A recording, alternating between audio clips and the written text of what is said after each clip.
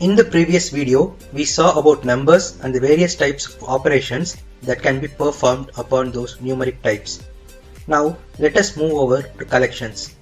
If you recall, I said that collections are a group of elements. Collections in Python can be set into the following types. They can be strings, lists, dictionaries, sets or tuples. First, let us look at strings. I am going to concentrate more on strings since string processing is very important in Python. Many common tasks need a clear understanding of strings. So strings are a collection of characters. Characters also make words or sentences. So we can say that strings are made up of characters, words or sentences. And these characters can be alphabets, numbers, spaces or any other symbols that you can type into the program. So strings are represented by single, double or triple quotes. So whatever characters we type within these single, double or triple quotes can be considered as strings in Python. Now for example, look at the first cell. It shows print hello. So if I run it, it shows the text and you can check the type of it.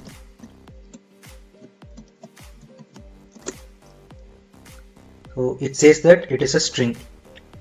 So let me remind you again, this is an interactive shell, so I am skipping giving the print function, but you must give it if you are typing a script.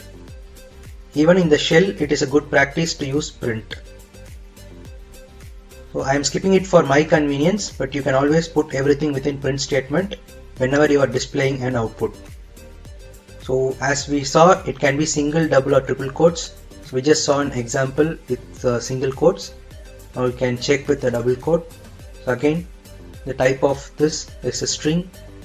Then with the triple quotes, so you can see that this is also a string. So even though this is accepted, avoid using this notation. Can you guess why I am telling you not to use triple quotes for strings? Just take a few seconds to think. Try recalling where else we had used this triple quotes notation.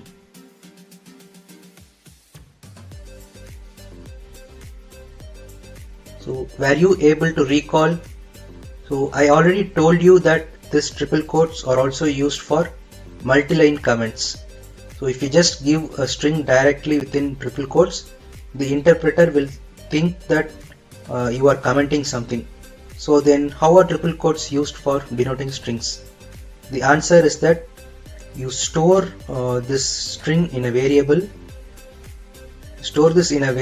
and then use that variable instead of the string directly.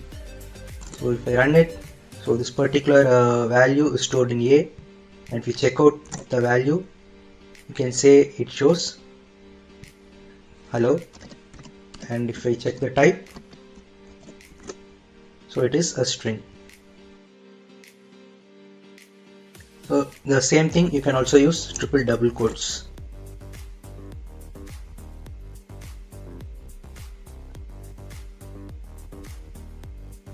Now so all these representations are valid. You can choose any one and stick with it. So I prefer using either single quotes or double quotes. Strings are a collection of characters, so it not only is just one word, but it can also be multiple words or even multiple sentences. So like here I am giving how are you doing. This is a combination of words. Even that is a string.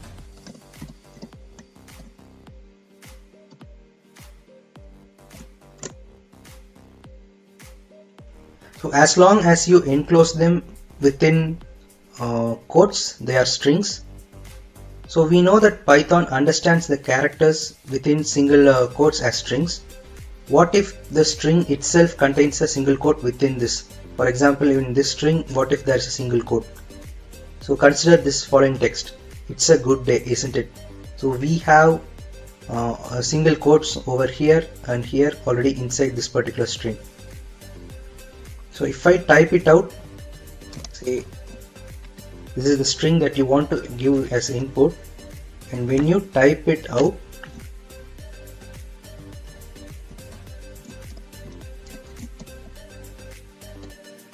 you can see that the moment I type this single quote, Python closed off my string. So it just considered this part and it ignored the rest of this portion, right? So these are just random junk without proper syntax according to Python at the moment. So when I run it, I get an error. See, it says invalid syntax. So how do we input these kinds of strings? One alternative is that you can always enclose this within double quote. So only when you use single quote, Python closed it off again when you use the single quote.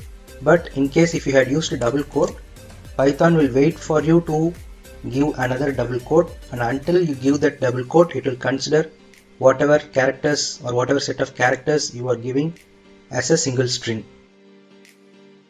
So the interpreter will wait for you to give another double quote to close this particular string. So this is one way where you can avoid this issue. Now, what if the string contains double quotes in between? So we just saw if it contains single quotes, we can enclose it in double quotes. So what if the string itself contains a double quote, like here? So in this case, you can just do the reverse of what we did in the previous case. So here you can enclose everything inside a single quote.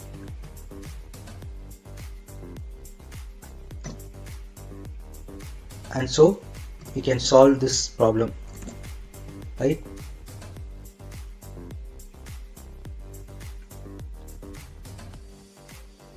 So far we saw on how to handle the same type of quotes in a string.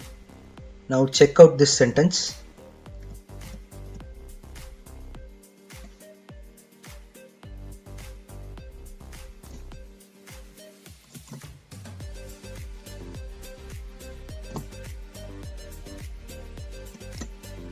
Okay, now if you look at this sentence, we have both a double quote and a single quote inside this entire string, right? So now what will you do? Where will you give your single quotes? Where will you give your double quotes? So it gets really confusing with all these, right? So we have something called the escape sequences in Python to avoid this confusion. So escape sequences are characters that ignore the special meanings of other characters. So all escape sequences begin with a backslash. So this is a backslash. You can find it in your keyboard above the enter key. So what a backslash does is that it cancels or removes, or you can say it ignores the special meaning of a given character. So take the single quote for example. So we saw a single quote denotes the start and end of a string, but if you use a backslash before the single quote, it no longer has that particular special meaning, and instead it is just used as a normal single quote. So see here, so we saw that Python only considered this particular portion as the string when I gave it inside single quotes, right? When I considered this as the entire string, and when you started typing it out,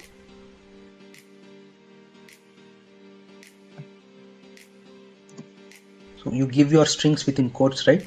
So when I started giving this, you saw that the moment Python encountered this closing quote paired with this opening quote and considered that this is a string. So if I use an escape sequence here,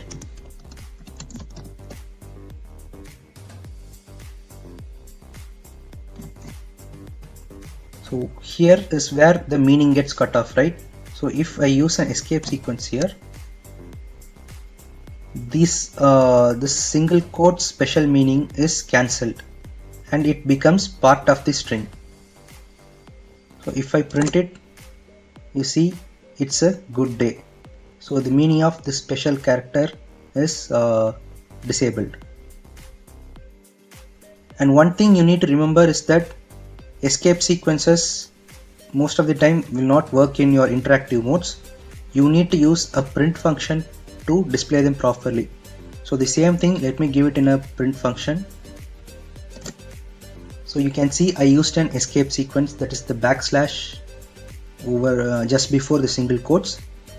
So these single quotes became part of the string itself, even though they are enclosed within other single quotes. So here it instead of closing the string off, the special meaning got cancelled, and we just have a normal single quote in the string itself. So here is a list of the commonly used escape sequences. We don't usually use all of them in most programs.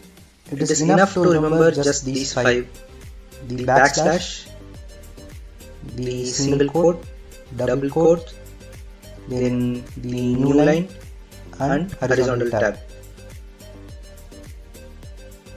We know that backslash cancels the special meaning of what follows after it. So how should we use a backslash if it is a part of the string? So that is when we will be using this double backslash. So like in this example, see, if I wanted this backslash to be part of the string, say it is something like good day, isn't it? Let me just add upon this. Can be rainy or sunny, so something like that. So here we get the backslash as it is. Now think of something like this. Say for example, I need a string where a backslash is near to a single quotes. I know this doesn't make sense, but just for illustration purpose, I'm just giving you a random example. So in this case, how will you do it? Because when you use a double slash over here, again the meaning gets changed, right?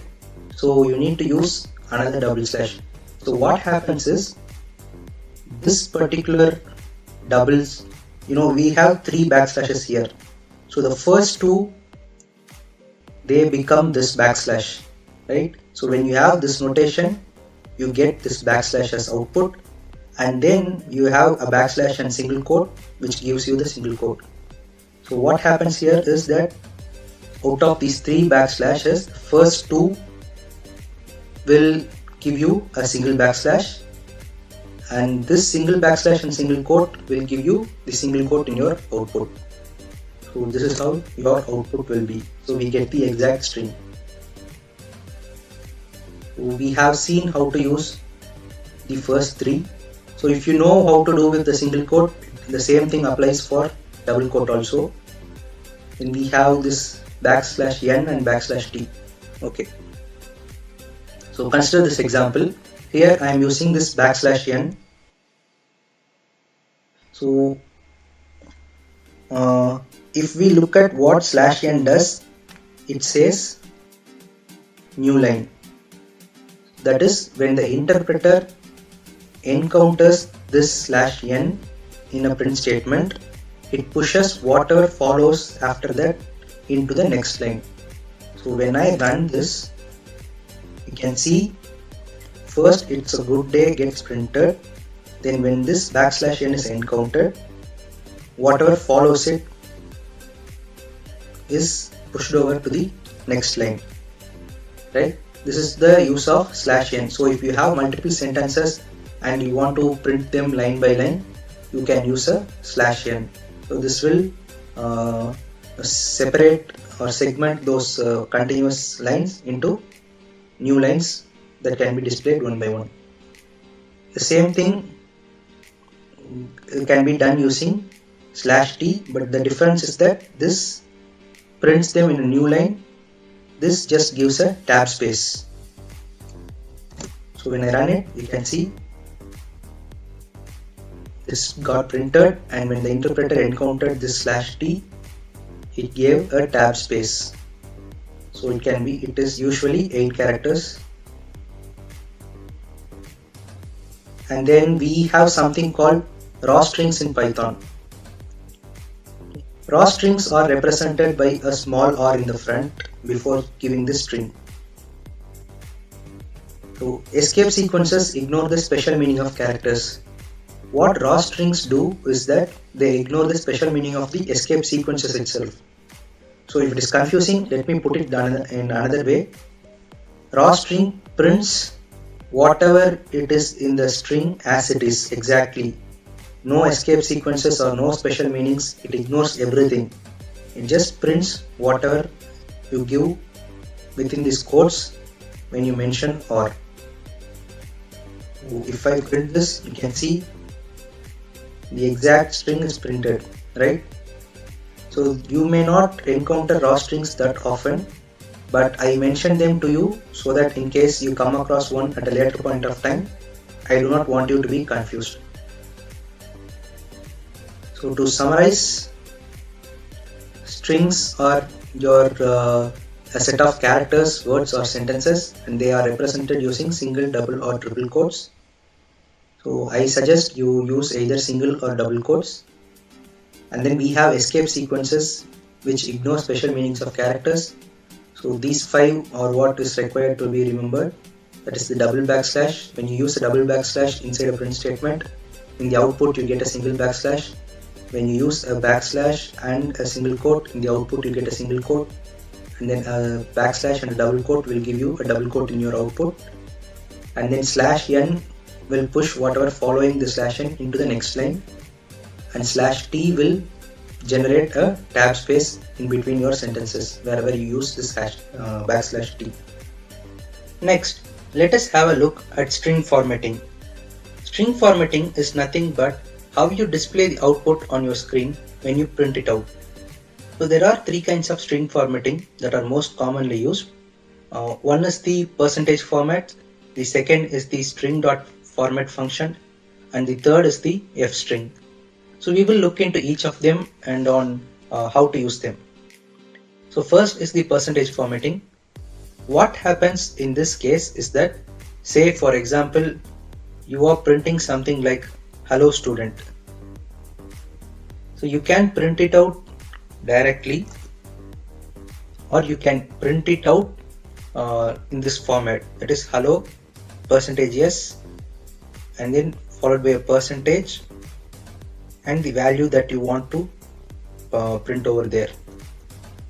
So what happens here is that this string student gets substituted with this %s over here. So the output is hello student. So why should we go around and do this when we can already directly print it this way, right? The thing is, you can print it directly because you know the value, but what if it is a variable whose value you do not know?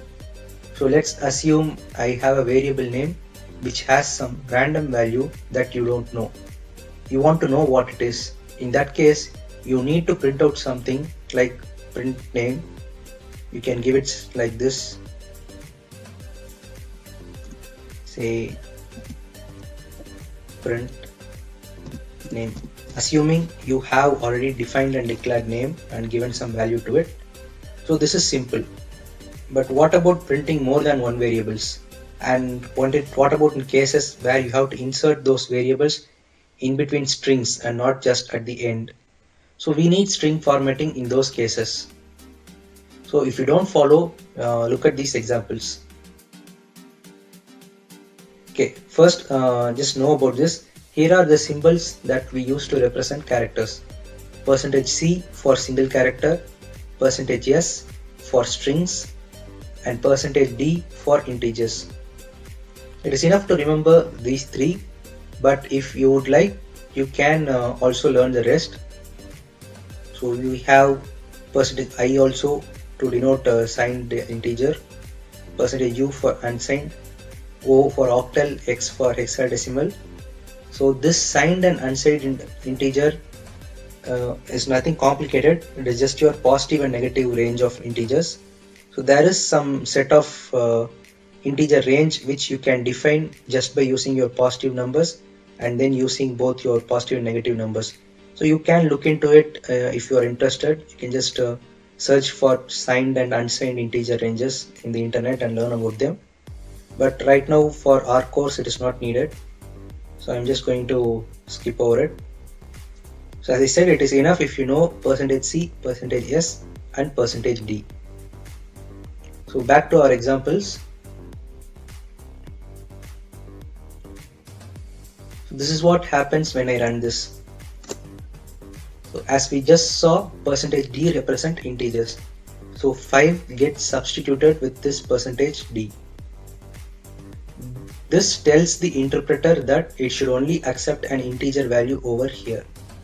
So what happens if I don't give an integer but some other data type? So let's try giving a string. Right. So even though it is a number, I am enclosing it within single quotes, so this makes it a string instead of an integer. So if it is an integer, I'll just give the number 5, but if it is a string, I need to enclose it within quotes. So now let me run it. You can see type error %d format. So a number is required, not string. So the Python interpreter tells us that we need a string and not we need a number and not a string. So you just need to change it accordingly. So this has an advantage of type checking. Like say if you are printing out a number and accidentally it stores some string, you can just check it out and verify using this %d. So if it is %d, it will only accept an integer and it will throw an error in case it gets a string. So you can use it like a condition to check whether the value you receive is a string or is an integer or not. So far we are checking with only one value. So consider this case where we have 3 values to be inserted in the middle of the string. So we have %s, and then we have a %d and also another %s. And here following the percentage we have 3 values. So when you have more than 3 values, you just give them within brackets. And note, this is not a function. Okay. So here is a special case where the brackets are not considered as functions. So it is actually a tuple. So we will look into tuples later. For now, just think of this as a set of values. So here we have 3 values, student, 1 and Python. So we have 3 formats and 3 values. So the corresponding values get replaced in their respective position. So in the first position is a string and the first value is also a string, so there will be no issues. So here student gets replaced with this %s, and then welcome to the number. Here we have a %d, which indicates that it should accept an integer, and we have an integer here, so it also won't have any issue. And lastly we have a %s, and here also we have a string. So if we run it, it should work fine. So the corresponding values get substituted over here and you get your output.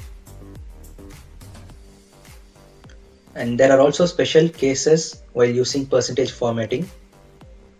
When you use a number here before the symbol,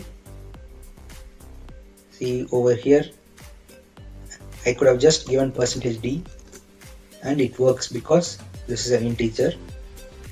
In case if I give a number over here, say I'm giving something like a 10, what this 10 indicates is that this value needs 10 character places for it to be displayed.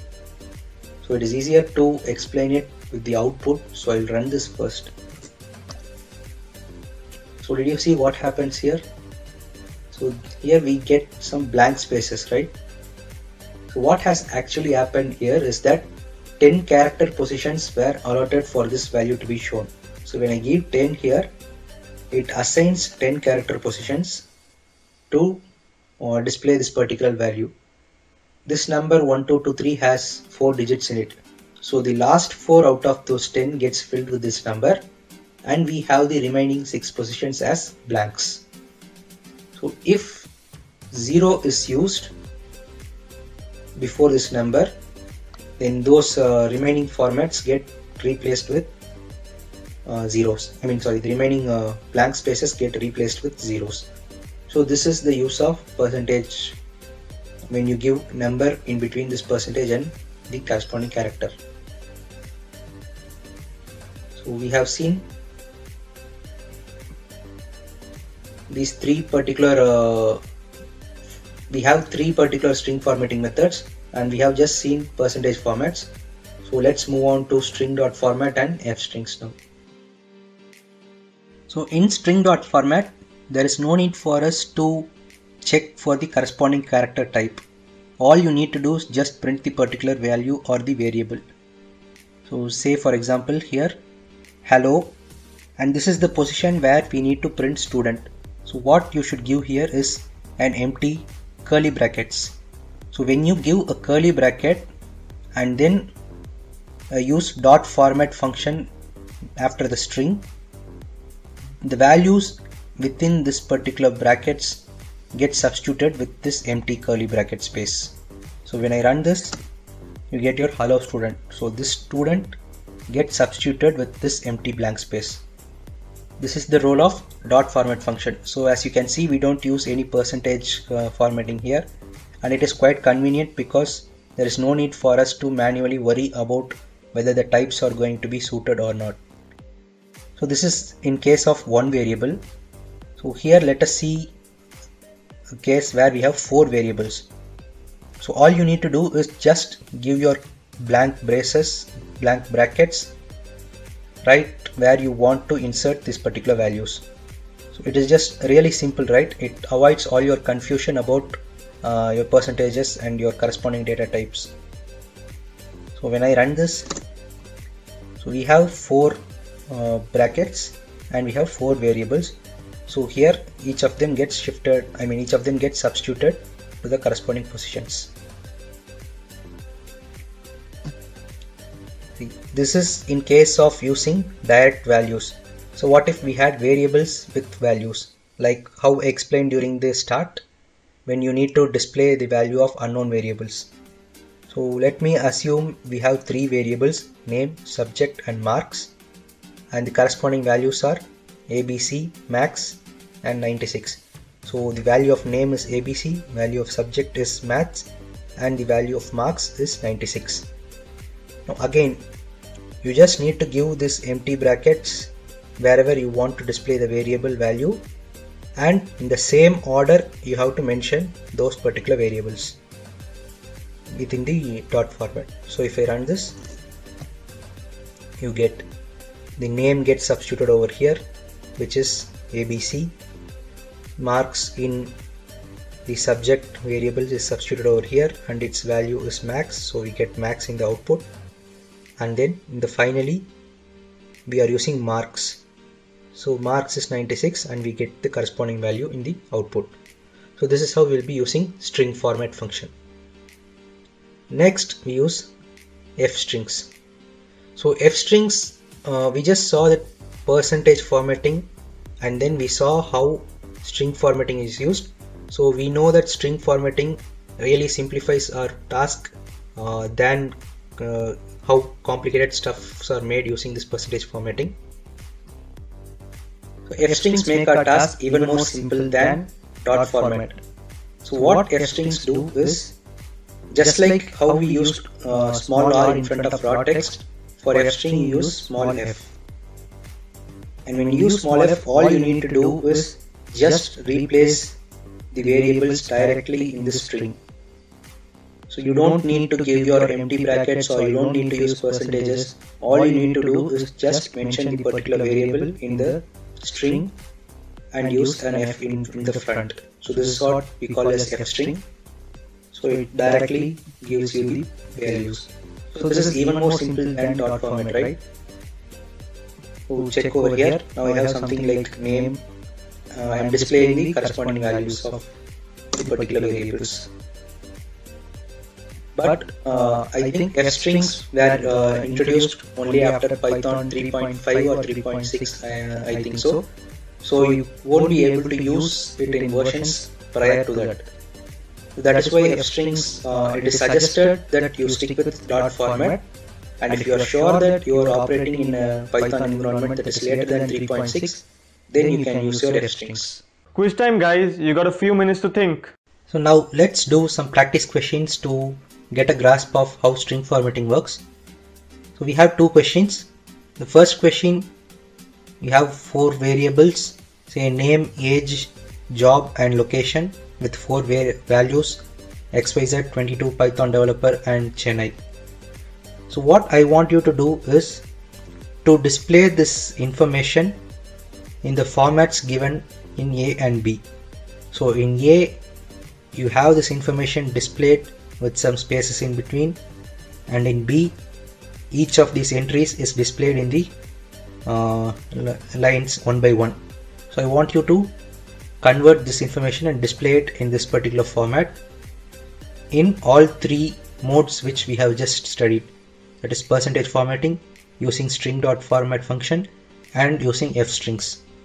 So this will be the first question that I want you to try out, and then there is a second question where you need to declare two variables with values hello and hello/n and just print it out and see what do you think is the difference between them, because if you print it out they will be the same output. So do you think there is any difference or they both are same? So take some 5 minutes to try these out, and after that I'll give you the solutions.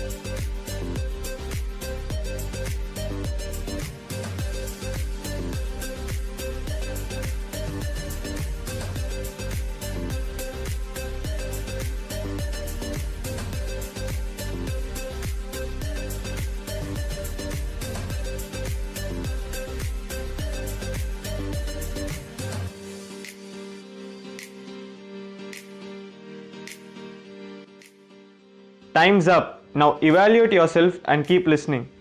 Okay, let's go over the first question. So to do these tasks, first I need to declare my variables and give these values and feed these values into the program. So let me just give name, and then we have age, in job, and then location. So I'm using these four variable names to give the values.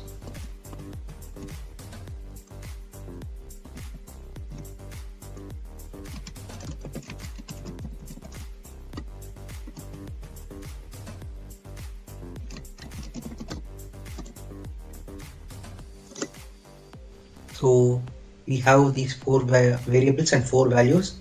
By unpacking, the first variable gets assigned with the first value, second variable gets assigned with the second, the third variable gets assigned with the third, and the last variable gets assigned with the last value. Now first let us concentrate on this percentage formatting. So this is the initially I'll do all the three for A section, and just copy paste this question so it's easy for me to check it out.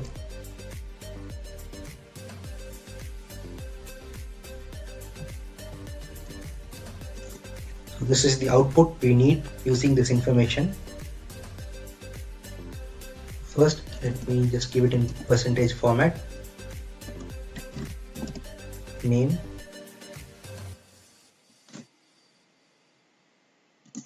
this is a string, so you need to use percentage %s, and then age, percentage %d since it is an integer, and then job, percentage, again it is string, so use percentage %s, and then location, again it is a string, so use percentage %s, and after this use a percentage and give the corresponding string values or the variables. Name, age, job, and look. So this is how you will be doing using percentage %s, but there is a catch. You see we have these spaces in between each of them, but if you run this you don't get the spaces, right? So to use the spaces you need to use the escape sequence, that is a tab space, which is \t.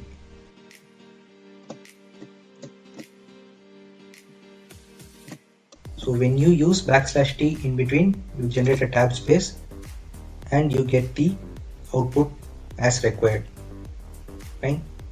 So this is how you'll be using percentage formatting, and then next using string formatting. So you can just change directly in this itself. So instead of using the percentages, just give your empty brackets.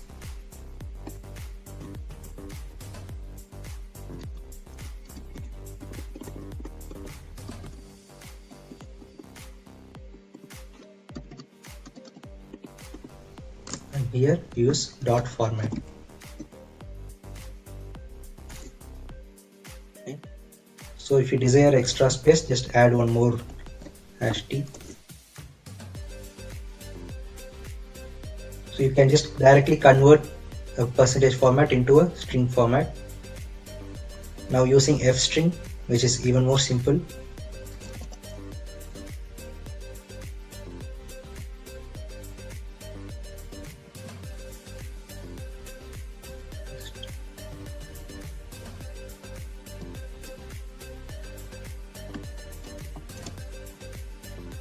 So if you remember, we used f to denote an f string, and within the brackets you just mention the variable names directly.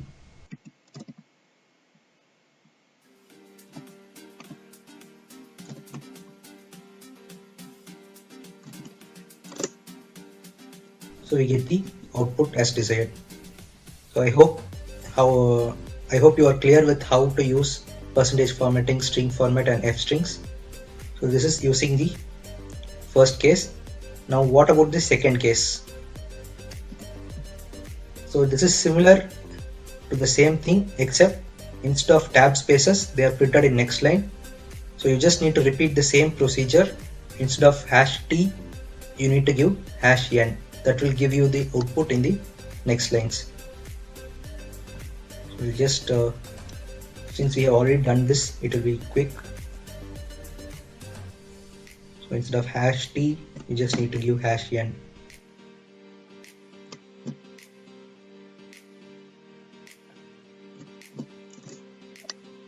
So we get the desired output. Similarly, you can replace #t with #n in dot format and #t with #n in f strings, and you get your answers. Now on to the next one. So declare two variables with values hello. Okay, so let me say a is hello and b is hello/n.